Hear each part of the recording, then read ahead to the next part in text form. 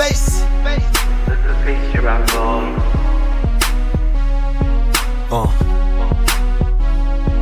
Yeah. Uzzi's still in the show.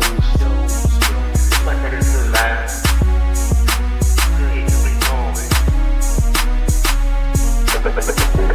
Uzzi's still in the show. My niggas is loud. Yeah. Fuck I do, put it in. Fucking shit from more. Yes. Yeah. Hey.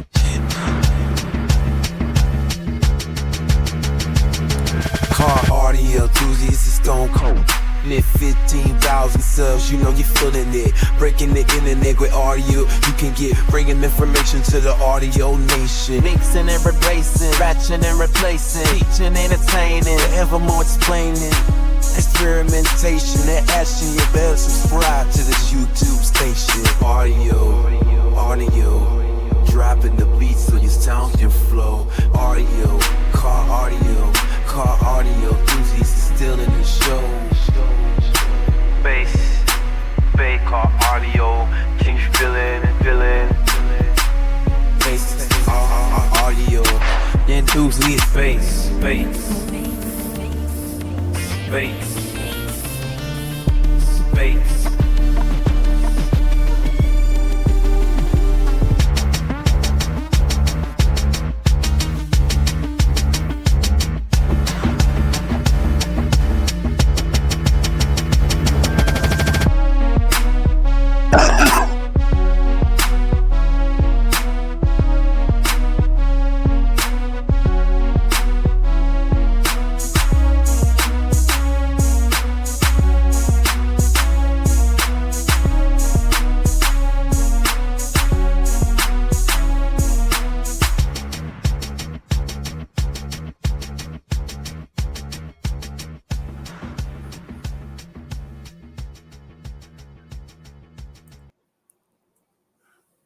What's up, guys?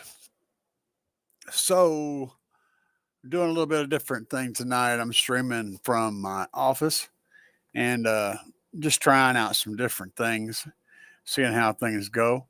Hopefully, the comment section is working. I got a backup plan on the comments because the last couple of videos I've had the system crash on me and I couldn't see comments. So I'm actually logged into the live myself, just so I can have two different sources of comments.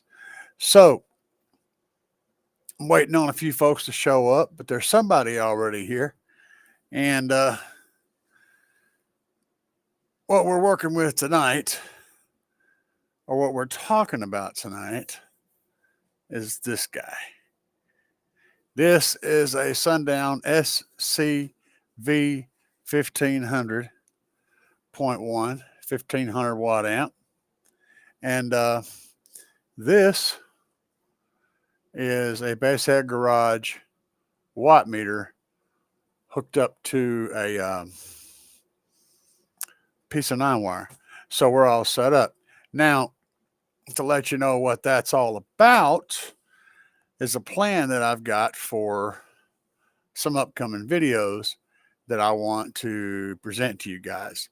So I want to talk about it a little bit with my community tonight, because I'm probably going to start work on this tomorrow. Tomorrow's the next only remotely close to being a warm day for the foreseeable future. I think it's going to be up around the mid 50s, low 50s, mid 50s. So I'm going to have to get out there and do the thing tomorrow.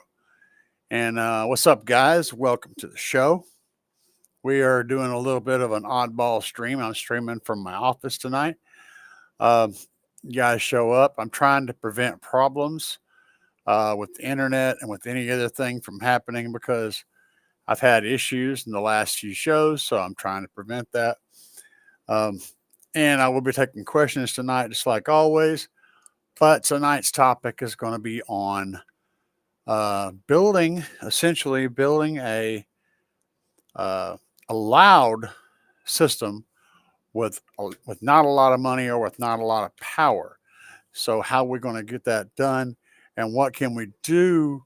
What can we do with a 1500 watt amplifier? That's what this guy is. And in all fairness, it dynos out to about 1800 watts before clipping. So it's got a lot of power for what it is, but it's still a less than 2000 watts. So there's a lot of folks out there that are going to be working with something in that department. And that's why I'm wanting to talk about it. You guys will be interested in finding out what you can do without a lot of power. And so that's why I'm here tonight. I'm waiting on a few people to show up before we get diving into it.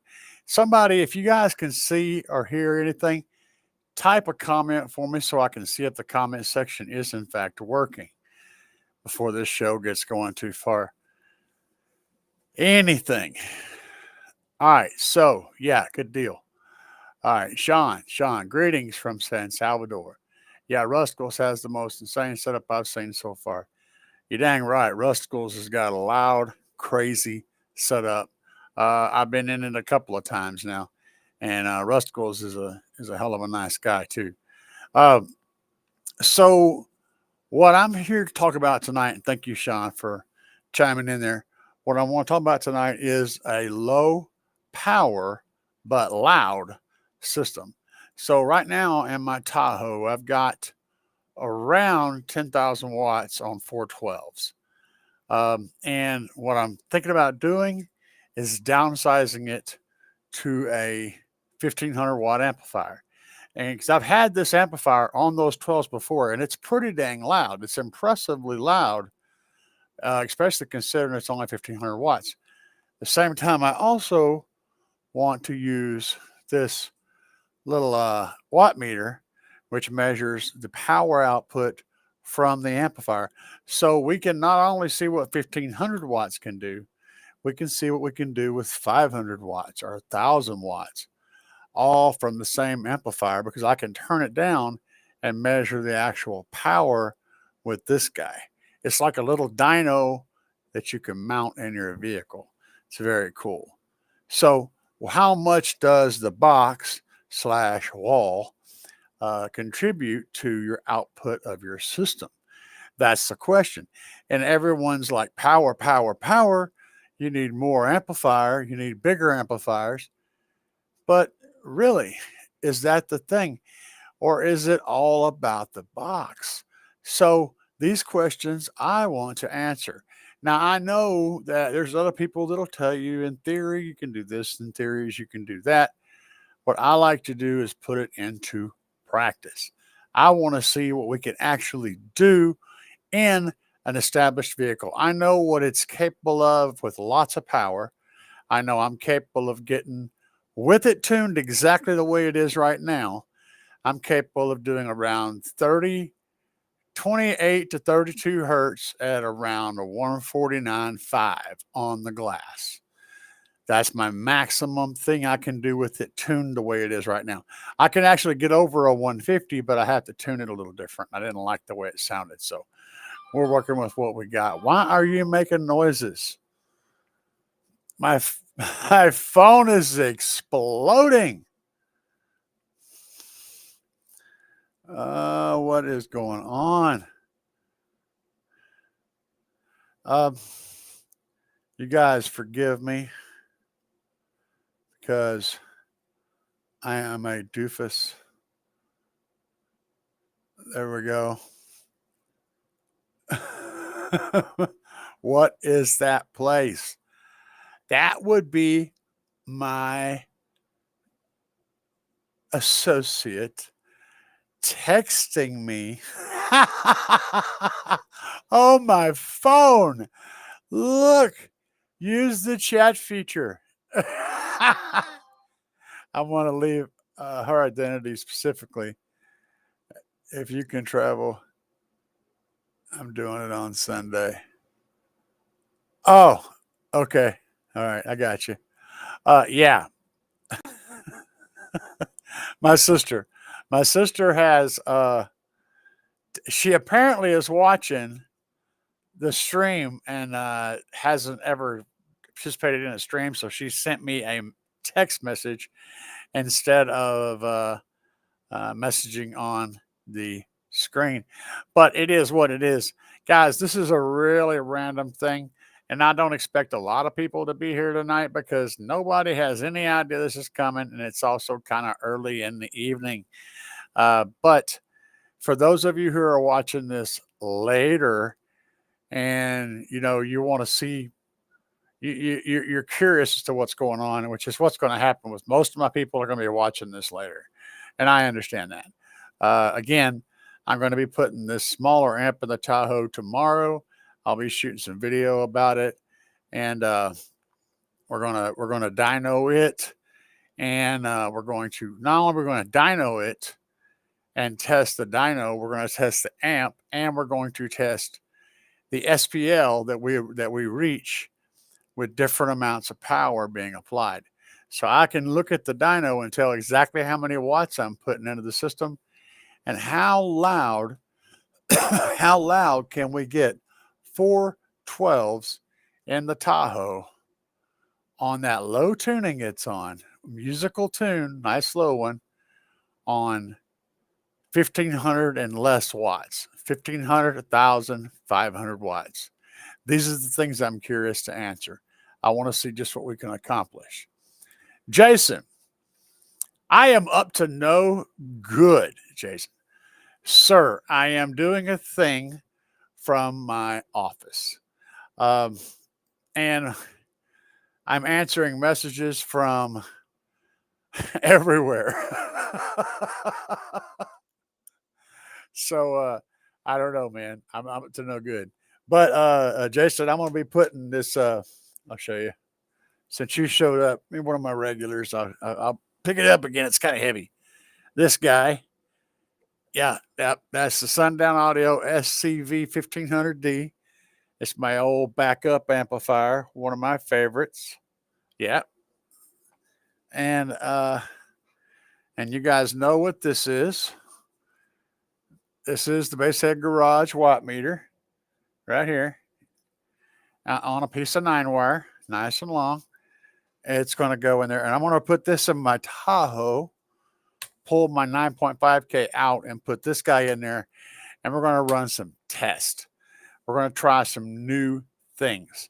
I want to see how much, I want to use my dB meter that I've got and my dyno and this little amp to find out how much power it takes to get different decibel readings on the windshield. How much power, how much volume can we create with 500 watts, 1,000 watts, 1,500 watts?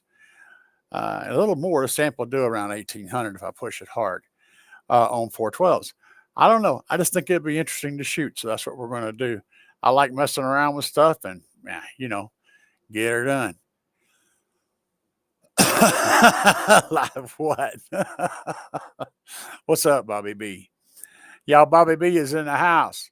Y'all recognize.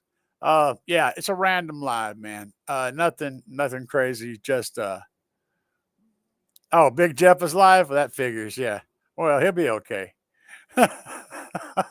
I see. I knew that was happening. All right, so check this out, guys. So this stupid thing. All right. Yeah, see? Okay.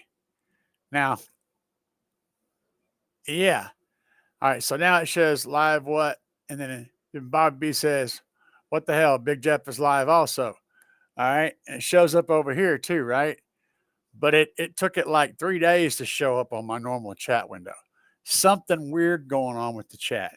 I had no idea I was competing with Jeff, but that's okay because hell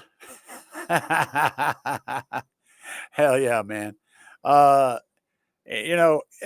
are Jeff's giving something away, which is normal. And, yeah, he is what he is. He's crazy. So I'm not giving anything away except for fun and knowledge and entertainment. And again, I don't know. I can't keep up with everybody going live. It's crazy stuff. Jason says, when I try to measure an amp, I find a song that peaks the power around an even impedance like 2, 3, or 4 ohm. I got you. Well, what I'm going to be doing is two things. I'm going to be measuring in two different ways. One is with a tone, and I'm going to be doing an SPL run. So I'll be doing a tone. I'll probably choose something like, I don't know, something like 40 hertz, because it's fairly easy to it's easy to play for pretty much everybody. It's kind of a common note, and yeah, it is what it is. Free crack filling, yeah, baby. Uh, I'll probably do a 40 hertz tone, and also whatever frequency I do on tone, I'll also do a SPL competition track, like a musical track. So I'll do the measurements on as I'm testing these different sizes, different amounts of power output. I'm going to do the measurement. I'm going to do them all in the same place, and so that's going to be a consistent thing. I'll probably put the meter up on the mirror just because of consistency. It won't be the best place or a legal place, but it doesn't matter. We're measuring the differences between pressure, and it doesn't change much moving it from there to the windshield. It's just easier to see, easier to control.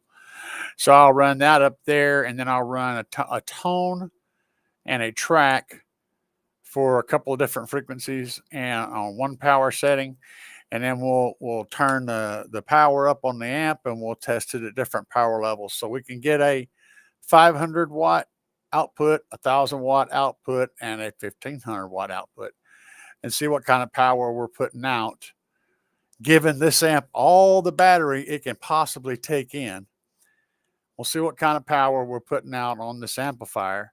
Also see what kind of power differences, or what kind of volume in SPL we're capable of getting with those lower power levels. Because not everybody's got, a 10,000 watt amplifier. So I figure a 1,500 watts, you can get 1,500 watts pretty cheap. And so we can do that. And Bobby's going to fill cracks for free. So if y'all need any cracks filled, what's up, PSC Mentalist? See, he's showing up over here. He showed up over here. He's not showing up on there. Now he shows up there. And now he shows up there.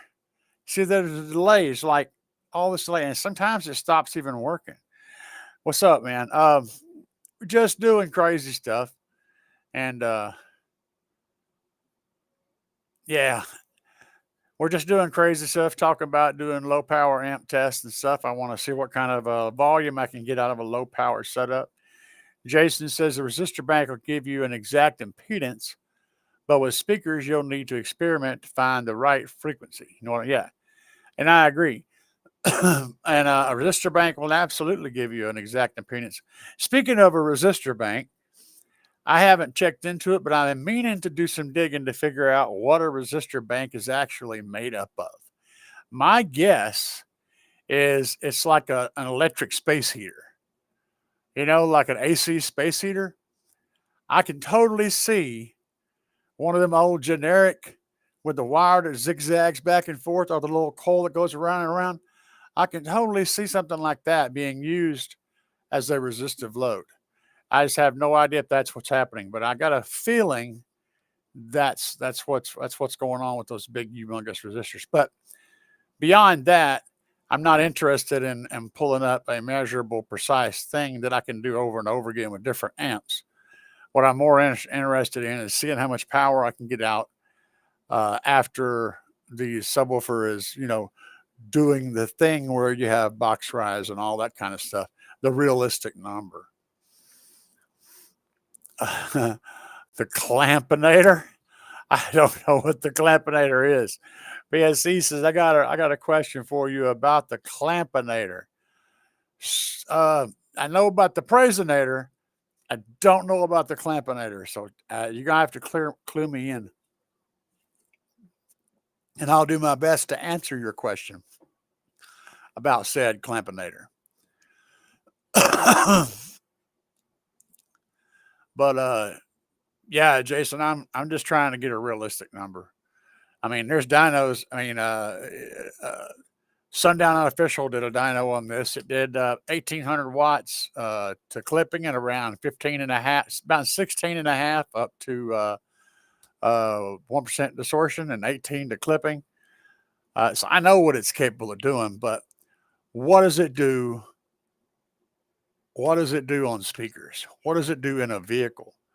And how much sound pressure can we make? And what's the difference in that 1,500 watts that I'm thinking it's going to do and 500 watts? How much difference in sound pressure? How much volume difference is that going to be? I think all those little data points will be interesting to find out and interesting for you guys to check out with me. So, tell me about the Clampinator, PSE. Derek. I don't know what it is. I want to hear your question. Or is it something for later? Oh, that thing. Okay, Sparked Innovations. Yeah. To hold down all gauge wire. Yeah. Okay, so basically it's like a 3D printed wire clamp down thing. Yeah, I've seen it.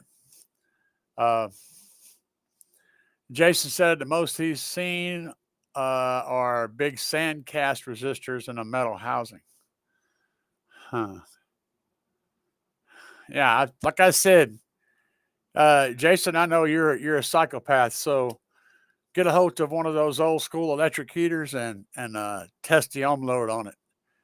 I know it would handle the power. I mean, it's the 1,500 watt heater, right? So I know it'll take 1,500 watts. You know what I'm saying? The question is what the ohm load is and whether, and if we can manipulate the length of that coil and we could create a much more less expensive resistive load that way, to handle some big stuff. Just throwing that out there. I know I got your brain spinning right now. Yeah, I remember what the Clampinator is now that I've going back on it.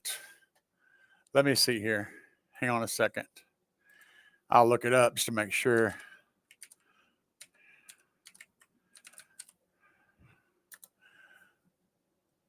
Yeah. So if you guys can see, is this the guy you're talking about over here? Can y'all see that? Yeah, y'all can kind of see that. And what's the question you got about it? I was wondering if it would look better to get 2 double or 1 center and 1 double single. So so you want to do clamp down 4 wires total, I guess, like 2 positives and 2 negatives.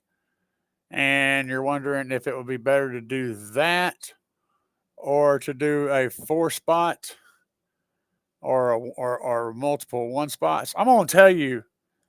Okay.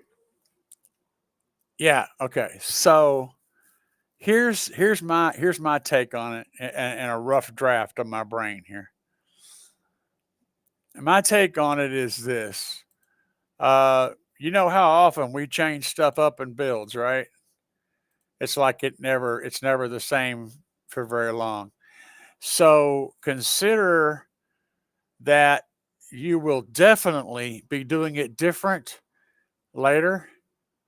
And then which type is going to give you the most flexibility, right? What can you, right? You got 4 wires. So you want to do 2 and 2. And that makes sense. Again, just figure out which one's going to give you the most flexibility and going to grow into what you're eventually going to do. Because you're going to change it. We all know this. This is not going to stay the same. So what can you do to make it future-proof or more usable? For example, I don't know what colors you're looking at, but like, for example, if you were going to do, just an example, if you were going to do 2 red and 2 black, right? and then you got yourself a black 2-spot, and then a red 2-spot. Well, that would work for this build, but what if, next year you decided you want to go ahead and double up your wires, and you want to be able to get some more stuff? And also, you might want to have a 4-spot that's red, right? Shit like that. So, barring that, going with a neutral color like green or blue or gold is going to work no matter which configuration you're using. That's what I'm trying to say. I'm not trying to say do one specific thing. I'm trying to say think about keeping things as neutral as you can so that later on you can switch it up and use them in different ways.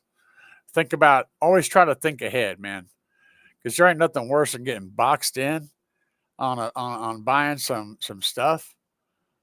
Okay, yeah, the colors are orange and black for crescendo. Well, consider just doing orange.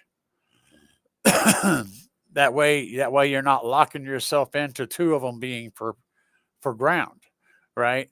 Later on, you might end up routing your grounds a totally different way, and you may want to add 2 more power wires. Well, if they're both orange, then you can still do that.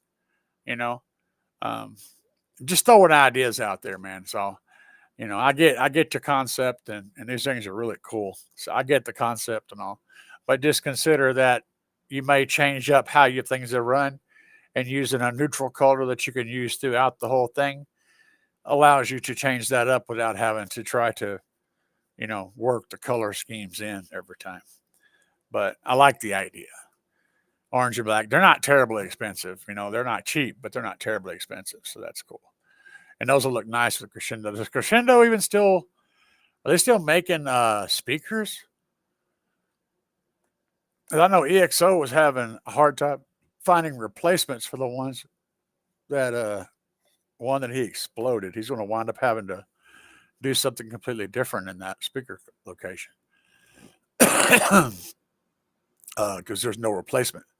I don't know. I mean, I didn't know if they went out of business or anything, but I don't know. I don't follow crescendo closely, but I just thought I'd mention that because he was talking about it in one of his videos. How is everybody this fine evening? This crazy bonkers thing we got going on here.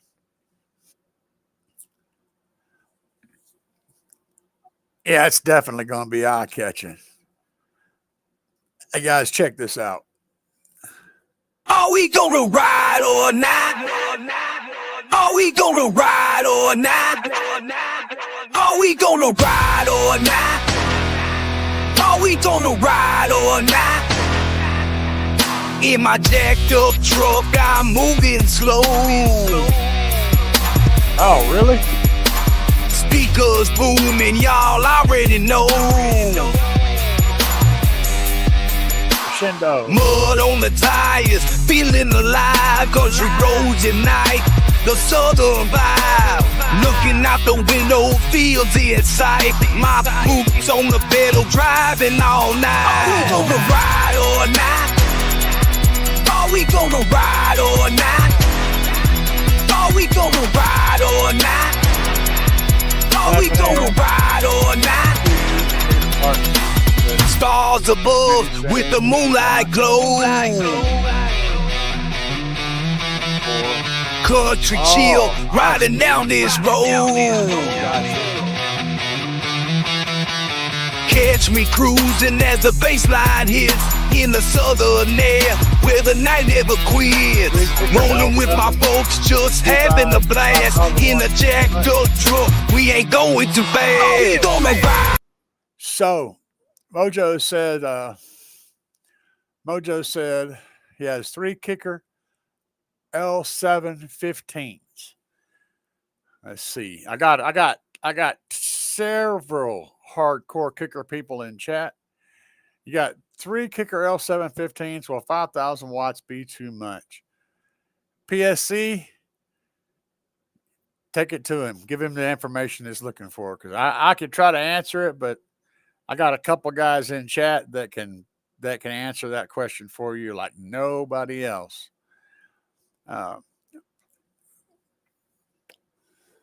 And Bobby said the clampinator is 2 ends. If you take it apart, so you can put as many centers as you want, you can make it a 3, 4, 5, 6 end up wire management clamp. You don't have to be in their stock. What are we saying here? What are we doing? Bobby said things. We're now on the Down for Sound site. Okay. So, okay. What I'm saying. Oh, I see what you're saying. It's like okay, yeah. I get it. So it's like there's this end and this end, and they can go together and make a 2. But you can also separate them and put another thing in the middle, and you can make them as big as you want. It's like a chain. You can add as many links in the middle as you want. You just get the ends. Yeah, I'm feeling you. 5,000 watts on those is probably a little bit too much, but you can always turn the volume down some, turn the gain down. You don't have to run the gain all the way up to clipping. You can turn that gain down to where it's just, it's just giving you, half of amps power. It's not bad to have more than what you need.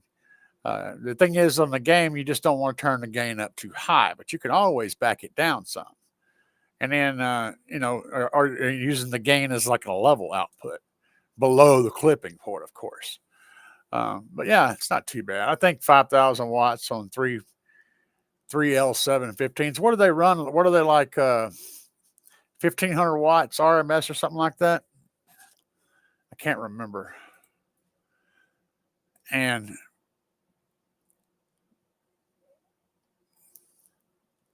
highly recommended I get 2 doubles and a center. Yeah, I got you. Well, follow Edward's advice on that. Kicker. What was it? The L715? L715.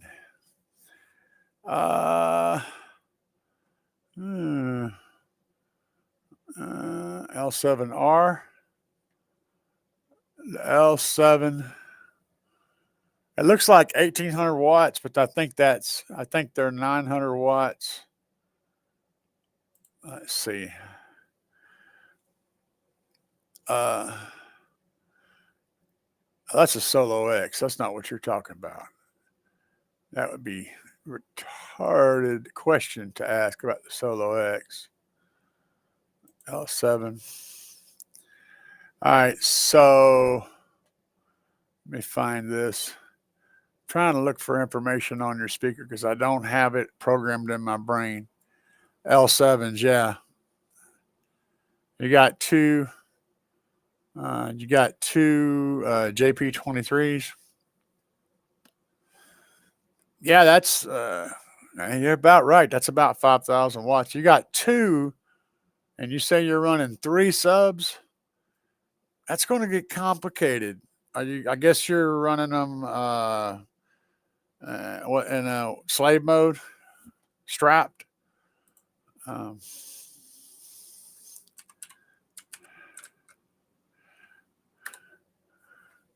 Does that sound about right? Much love. Hey, dude, I do the best I can. I haven't dug into those things, so Bobby's probably a little bit more in tune than I am. I'm doing the best I can. So L7 is a large category. Be more specific about which drivers, because that's just literally any of the square subs, from the Solo X to the Solo Barrack to the T, the R, the S. Be specific on that. Which specific subs are you talking about, bud?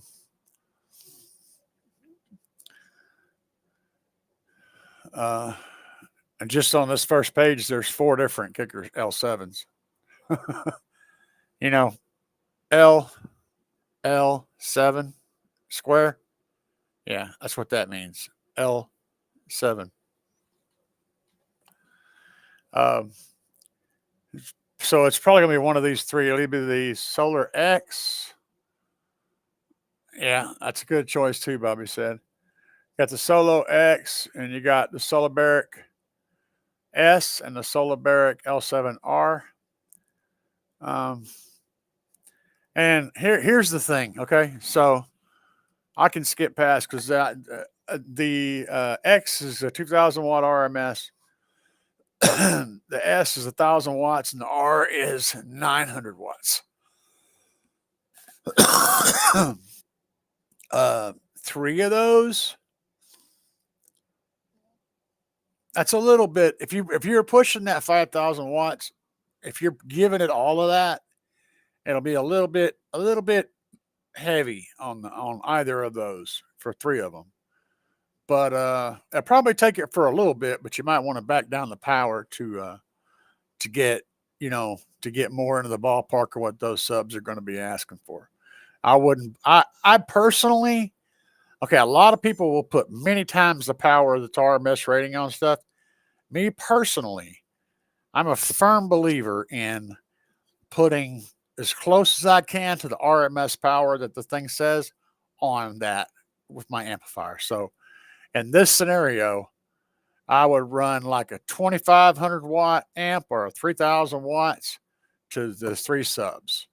That's where I'd put it at. If I'm running this Soliberic L7R that's rated at 900 watts RMS, I would try to put somewhere between 800 and 1,000 watts RMS on it. I probably wouldn't even go over the 900. I would plan to have that much power on it. That's just my way of doing things. I don't blow subs. Okay, so there's that. If I was going to be running 5,000 watt amplifier balls out, I'll be running the Solo XL7X. You run probably 2 of those would probably handle it, but 3 of them would for sure. If you got Solo X money. If not, and you said 15s, I think. So yeah, that's a $500 sub and a $350 sub, depending on these other 2, depending on which one you're getting. Yeah, I would turn that amp down quite a bit, and or I would run a smaller amp. Those 2300s, honestly, both of these are rated from 450 to 500 up to 900 to 1,000. You could probably run all 3 of them off of one of those amps, and they would probably do just fine. All right, PSC, I said, I see what you wrote there, bro. Said, you'll see them when I come to Springfield. Bet. Raymond Hardy said, thoughts? Full bridge Class D versus half bridge Class D. Are the subwoofer voice coils affected differently? Not really. And I'm going to tell you, having listened to a lot of amplifiers, and if you listen to them blindly, you don't look at the name brand, you don't look at what the amplifier looks like, you just listen to the bass. Honestly, you can't tell the difference in how they sound. They won't make any difference in sound. What you can tell the difference is the box. Having the right box is going to make way more difference in the sound than the amplifier being full bridge or half bridge. Now, and as far as Class D and Class AB, again, you won't hear the difference. But what will happen is the Class AB amps will heat up a lot, and they're going to shut off on you a lot. Whereas Class D is not going to do that as much, maybe not at all. What is different is full bridge amplifiers. Although we've been using full bridge for years, the JL Audio 500/1 was a full bridge amplifier. The JL Audio 1000/1 full bridge amplifier. We've been running them forever. The half bridge amplifiers tend to take weird ohm loads better, tend to take lots of abuse better than full bridge. Full bridge tends to be less expensive. Both will sound pretty much exactly the same, and both will do the job. The full bridge will tend to give you more power in a smaller package with less money, but not take abuse as well, like being wired crazy low and all that sort of stuff. So that's my input on what you're asking. Hopefully, the subwoofers don't care at all.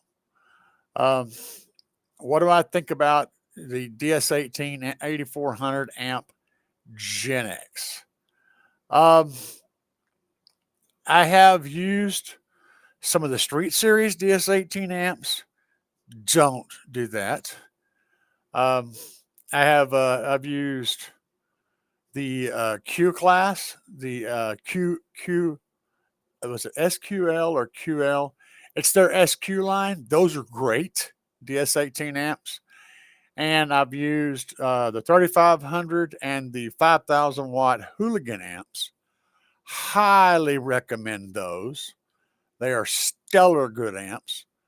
But I have not used the one you're talking about in here, the Gen X. I'm thinking it's probably the middle of those lines, and I'm not familiar with it.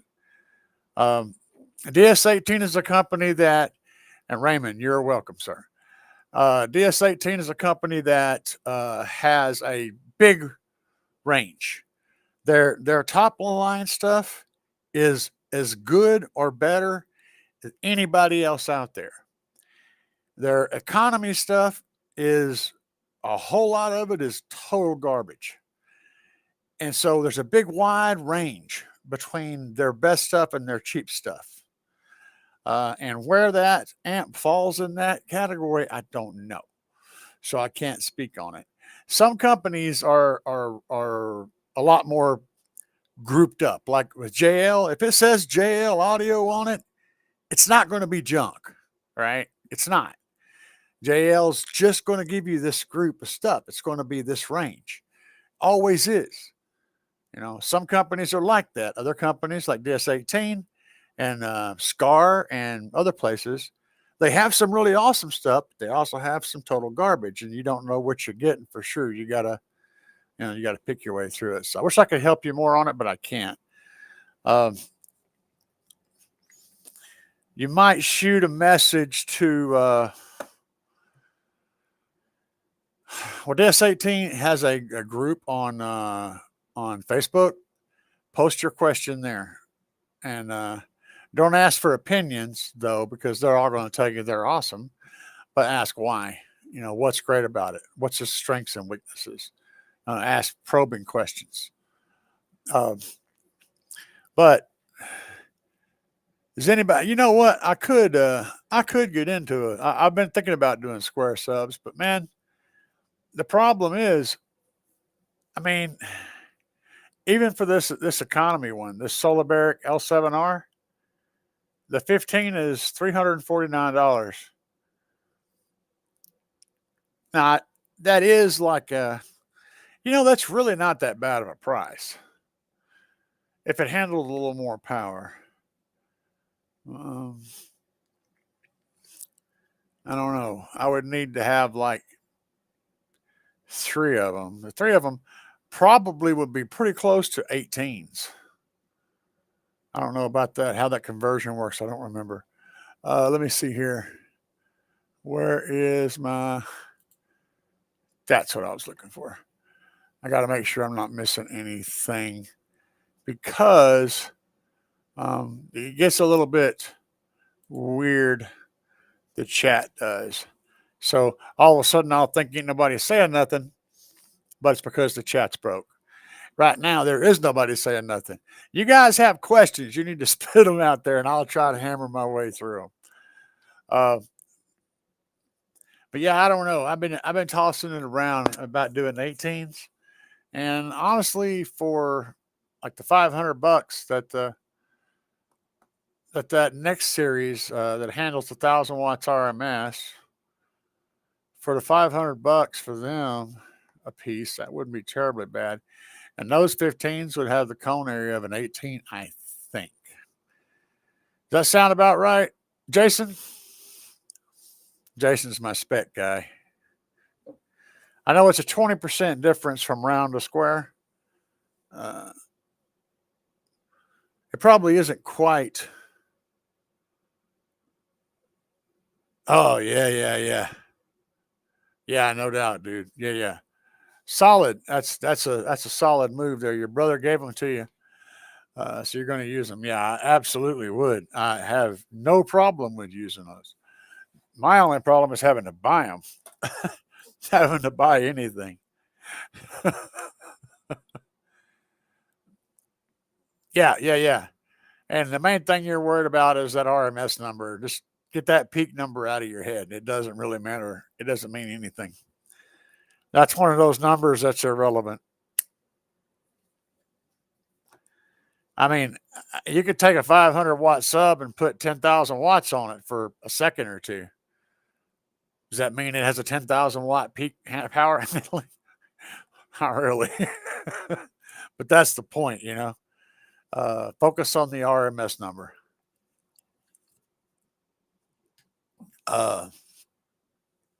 Yeah, 20% difference, right? You said, but an 18 and a 15 is a way bigger jump than 20%. I didn't, like I said, I hadn't dug into that.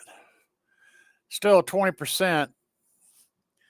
And that's, you know, the problem is measuring, you know, diagonal 12 inches or whatever, or 15 inches versus 18 inches.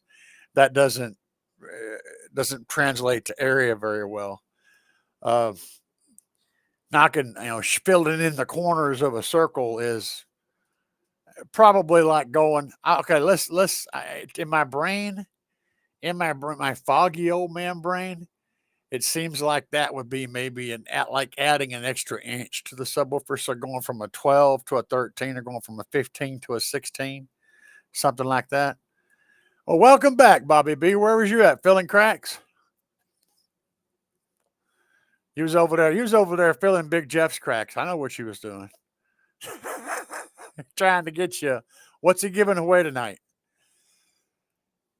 I know he's giving something away. He's always giving something away. But yeah, 20%. I'm thinking that might add like an extra inch to it. So if it's a 15, it would be like it was a 16 or something like that. I don't know. I could be way off on that. But I really won't like the cone area. A cone area to me is king when it comes to picking out which sub. If you're not restricted on airspace for your enclosure, okay, you got to have the right size enclosure.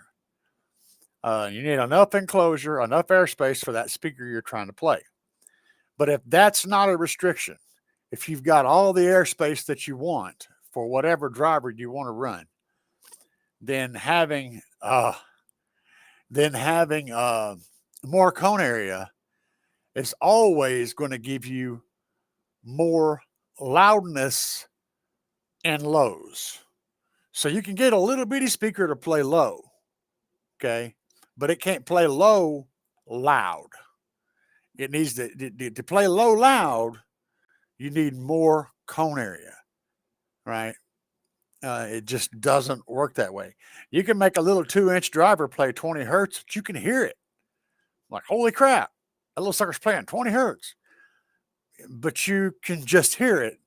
You try to crank it up and it goes to pieces. So, you know, big cone area, more cone area is more low, loud, low.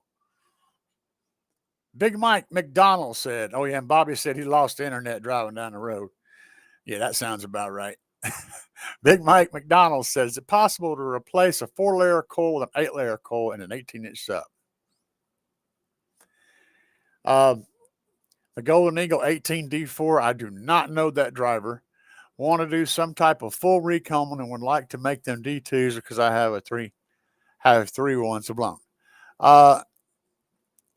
Yes, and with provisions. So the main thing is, well, here's some things to consider. I am down with what your plan is. That sounds like a really cool plan.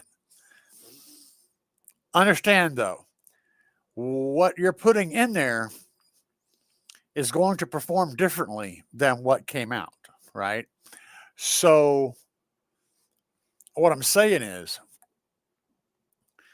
the design that for the cone, the recone that you're going to put in there, was designed and spec'd for a specific frame, and that specific frame had so much room for that coil to move up and down.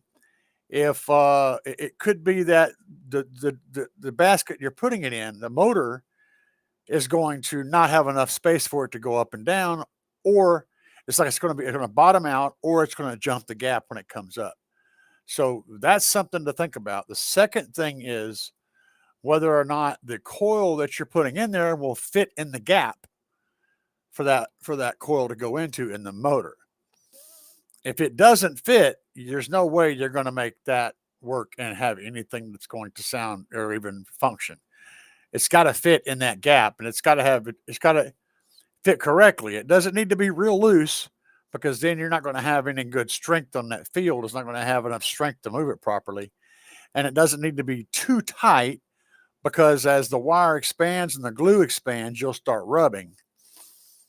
It's a real narrow window. For example, with Kicker, the Solar Barrack series, they have the 2 ohm and the 4 ohm coils. Those recones will not interchange, because those coils are different thicknesses. So that's something to think about. You know, they won't interchange. These are the same speakers made by the same company. The only difference is one of them is a dual 2 ohm and one of them is a dual 4 ohm, and they will not interchange with each other. So that's something you'll have to look at. If it'll fit in the gap and it stays just tight enough to make a nice, good field grabbing the magnet, and it's not so tight that it's going to rub, and it doesn't mechanically hit the bottom of the motor or jump out of the gap, you're in honey. After that, everything is just what frequency does it like to play, because you don't know. There's lots of variables that you're creating what they call a Frankenwoofer. And you're not going to know how that's going to go until after you put it together. As long as all that stuff works, though, and mainly as long as the spider limits it from jumping out and limits it from hitting the bottom of the coil, everything else is, who knows. But it will be fun to play with it, and I would absolutely do it. I would do that in a heartbeat. That sounds like a blast. Yeah. Now, PSC Mentalist got to go take care of something. I'm not sure what he's up to. And Bobby B said that the expandophone fills the gaps. So when you get done putting your coil and cone and everything together, just expandofoam everything and fill in the cracks. Man, you're messed up, Bobby. Looked up a random. Okay. So Jason said he looked up a random 15 and 18. The SD goes from around 80 to 120. 87 of the SD, the surface, is that the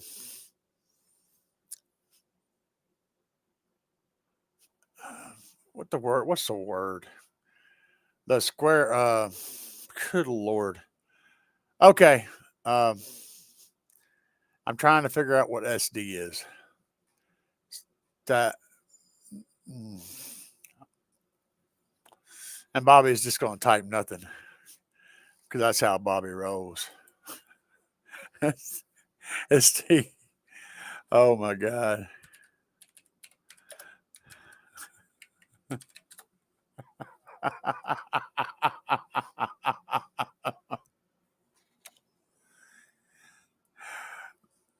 Oh, cone area.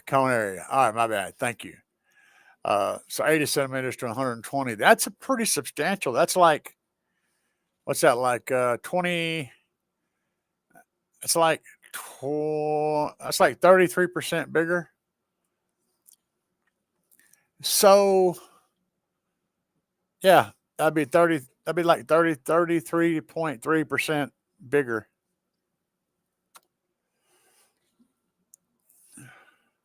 That's still interesting though. I mean,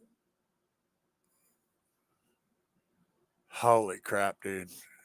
I need big subs. I need giant subs. I do. Uh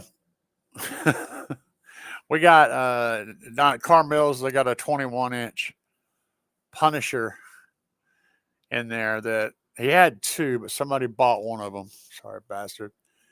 Um, and I was really itching to buy those two 21s. See, I could run 21s. That's the only thing that there's two of. The smallest sub that I would consider only running two of in my Tahoe would be 21s. Anything else would need to be at least three. But 221s, that would do a thing. 50%, 80.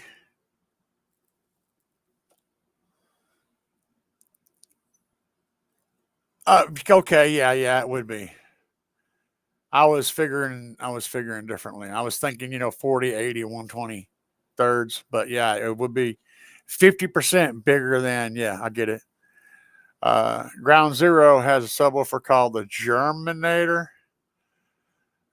33. Yeah, so B2 also has a 33-inch or 32. I don't know. It's huge. It's $4,000. So unless I got a benefactor out there that's got lots and lots of money that wants to send me a $4,000 sub, I'm not going that path.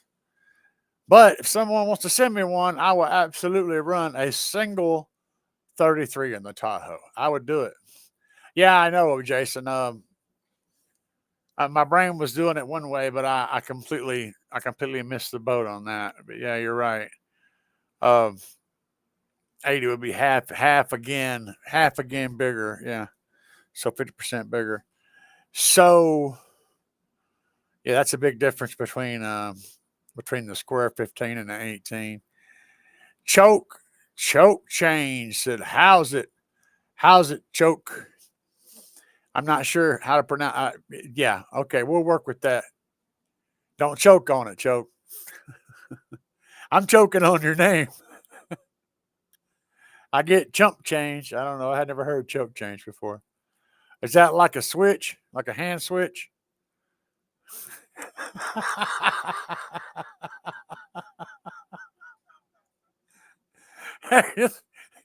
it is what it is. Novelty? Dude, yeah. Okay. So Jason said he thinks that those giant subs are more of a novelty and not very practical. They are a novelty because they're not practical. But if you happen to have a Tahoe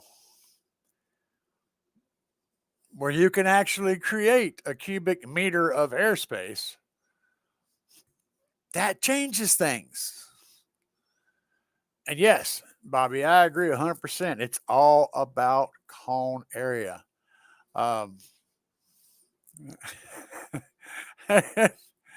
Choke means a lot. Oh, okay. I know why. All right, boss. Thanks. I pick on everybody, so don't take it personal. Oh, man. Y'all are fun. Y'all are fun. I was having a boring day. I had to go to the doctor today. And they had me on this blasted medicine for blood pressure. Now, mind you, my blood pressure is great. I don't have high blood pressure. They had me on this medicine for blood pressure to help me pee. All right. Apparently, lowering your blood pressure relaxes your my whatever that thing's called that I got cancer in. It relaxes that thing and allows the pee to get through the tube there better. The problem with lowering your blood pressure a lot is it makes you tired, makes you dizzy, makes you lightheaded. It's basically like you're bleeding to death and you're about half dead. That's how you feel. So there's that. And yeah, so I got off of that crap. And now, oh, y'all gonna love this. Y'all are gonna love this. So my urologist, my PP doctor, prescribed me to Cialis. So I'm taking erectile medication. I hadn't started taking it yet, and Cialis is supposed to help with the flow without making me feel like I'm half dead, and that's good. Now, Jason said, there's a guy on YouTube that has several giant subs from different brands. He mainly uses them for home audio. See, in a house, you got plenty of room to build as big of a dang subwoofer enclosure as you want, so it's kind of a thing. Steve Mead's got a set of the B233s in his house, 2 of them in custom boxes. Gately built his boxes for him. Yeah, if you ain't seen that crazy stuff, yeah, he's got 233s in his house.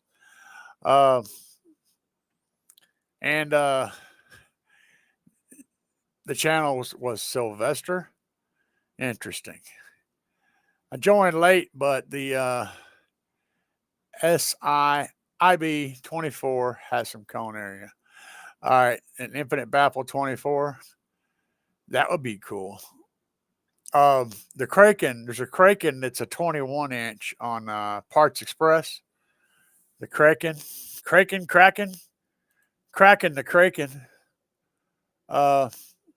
Somebody's cracking the Kraken. CKN 21, I believe. Is that correct? Parts Express. It's a big boy. Yeah, that would be the one right there. So they got this guy. I know y'all probably can't see. I don't know what you can see. Hang on a second. Let me switch views. Y'all can't see this though. So it don't matter. No, I don't want to talk to that. I don't see that. But they got this thing. Can I get the picture bigger? I can't put it up. I'm not smart enough to do this. But y'all can look it up too. So it's got a 5-inch voice coil that's wound on the inside and the outside, which is bonkers. 21 millimeters of excursion. So that's 42 millimeters all the way, which is a lot.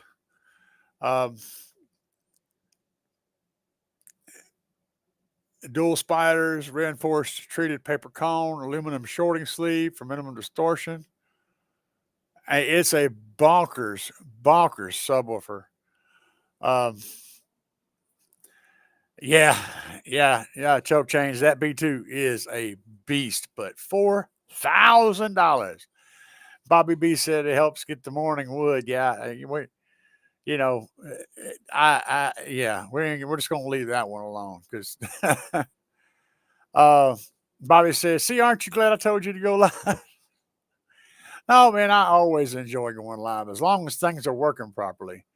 I decided to go live in my little office back here, my little man cave, and instead of my normal locations, I like to switch things up a little bit. Hopefully, I'll enjoy. I'm using an old action cam. I don't know how well this video is actually coming over, but it's like a $30 action camera that I'm using for my camera. Still, this Kraken is bad, dude. And this is designed for an infinite baffle. So if you guys are wanting to build something like that, this thing is nasty. Absolutely nasty. 21-inch sub. It handles 2,000 watts RMS, 4 ohms. Every one of them is 4 ohms. Just all kinds of nasty. All kinds of nasty. Really, really badass sub. Yeah, for real. Well, the Kraken is a Dayton audio sub. I know it's not going to be total junk. Just saying. But hey, and there is. What's up, Andy, y'all? Andy's going to show up and say hi to folks because he didn't run into a live tonight. The live going properly? Man, I don't know. Yeah, I'm just trying to figure it out. I'm playing around with stuff. I even got music, see? Are we gonna ride or not? Yeah, right? Are we gonna ride or not? Are we gonna ride or not? Ride or not? Are we gonna ride or not? In my jacked up truck, I'm moving slow. Speakers booming, y'all already know. No, y'all, I'm messing around with this thing trying to get cool like Andy, but I'm not there, man. I don't know. I don't think Kicker's going live tonight, according to Bobby.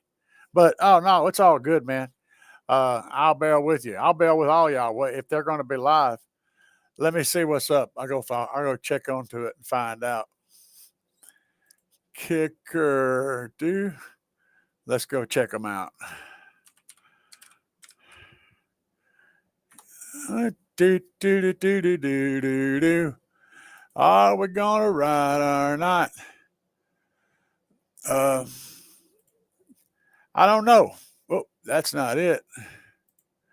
What am I on now? Oh, you know what? That was terrible. I got some football stuff. Andy. There we go. He said, Uncle Bobby B. He said, hey, when I get time, I join. Yeah, I hear you, man. So you're not going to be on tonight. Oh, there's no unmasked tonight. Okay. All right. That's what I was wondering about. That's why I decided to go ahead and do a live since you guys, since you and Kicker weren't going to be on. I figured I'd give everybody somewhere to stop in and throw spitballs at each other, just keeping it real. And I got an intro too. Did you see my intro? No, you hadn't seen my intro. Here it is. Just a little of it right here.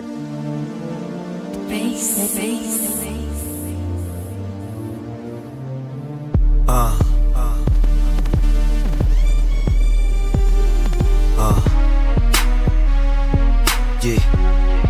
What do you think, man? Bass. The face you're about to That's a little of it. So what do you think? It's kind of cool.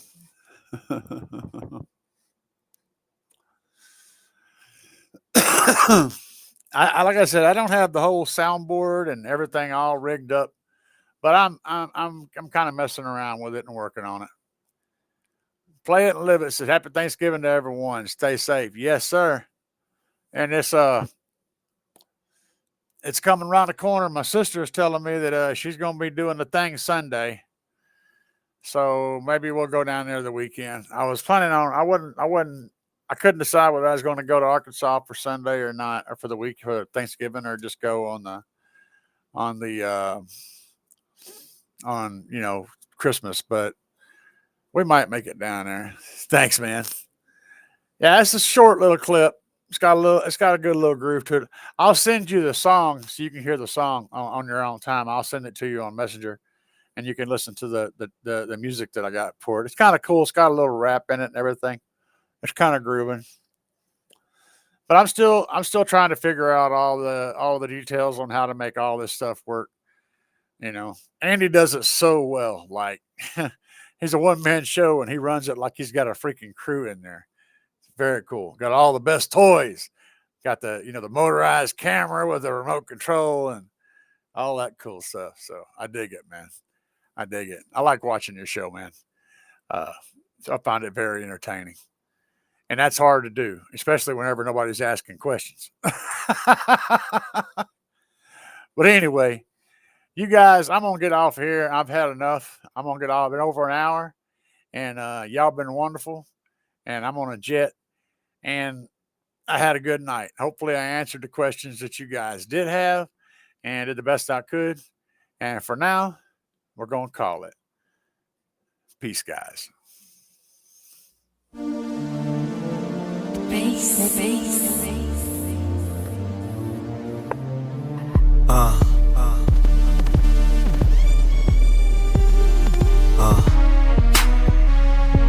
Yeah.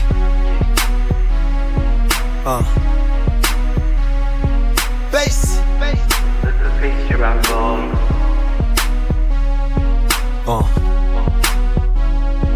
Yeah.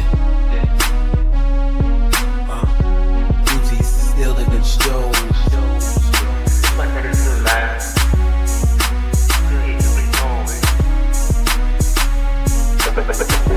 Uzi's still in the show. My name is alive. Yeah. I thought I do, but it ain't fucking shit from boy. Yes, yeah. Hey.